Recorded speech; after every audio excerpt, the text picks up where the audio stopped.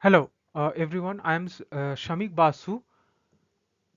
This is my paper, Optimizing Against Infeasible Inclusions from Data for Semantic Segmentation through Morphology. My co-authors are Dr. Christos Sakaridis from ETH Zurich and Professor Luc Van Gool from Insight. So the motivation of the paper is we can see in the second column of images that a segment of traffic sign is completely included in the bus segment in red boxes, which is an infeasible inclusion pair. But all inclusion pairs are not infeasible. For example, in the left column of images, we can observe that segment of building is completely included by the traffic light, which is a valid inclusion pair. So our model INSEN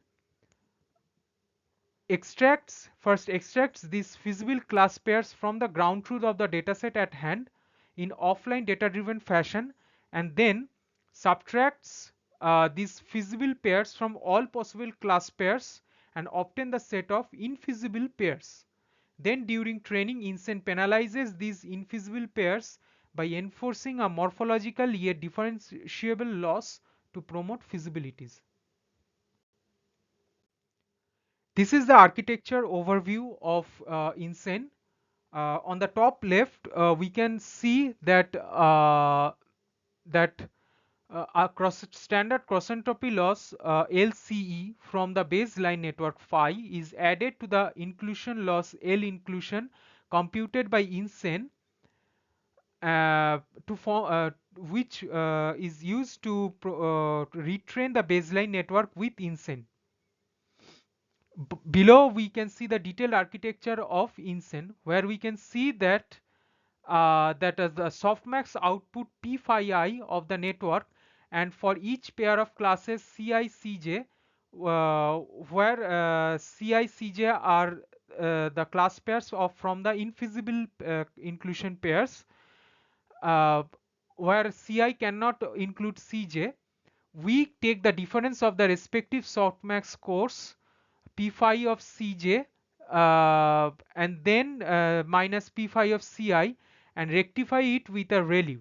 After concatenating all such c prime rectified difference maps channel wise into p hat phi I, we negate the latter and let set its border pixel to 1.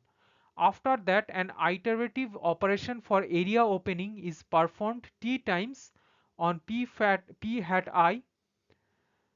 In each iteration, we perform max pooling with a 3 by 3 kernel and a stride of 1, and the result is multiplied with p hat phi I element wise. The final area open tensor channels differ from their counterparts in p hat phi I only across regions of incorrect inclusions. This element-wise difference is stored in HI, and L1 norm of the latter, capturing both the spatial extent and the intensity of infeasible inclusions, constitutes the inclusion loss L inclusion employed in INSEN. This is the feature map visualization, which also explains the architectural flow of INSEN. This is the state-of-the-art comparison table of many state-of-the-art models retrained with INSEN on three different data sets, namely AD20K, Cityscapes, and ACDC.